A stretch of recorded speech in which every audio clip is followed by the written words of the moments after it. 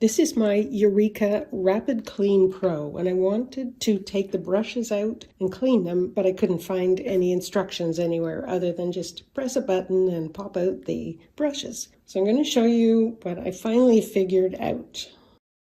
First, I'm going to take the head off of the stick. I'll press this button, and there goes the stick. I'm going to flip the brush over. And in this corner, there's a little tab.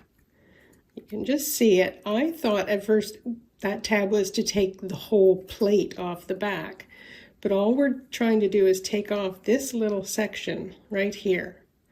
So if I press, you might have to get your fingernails in underneath there, but this is all that's coming off, this little bit.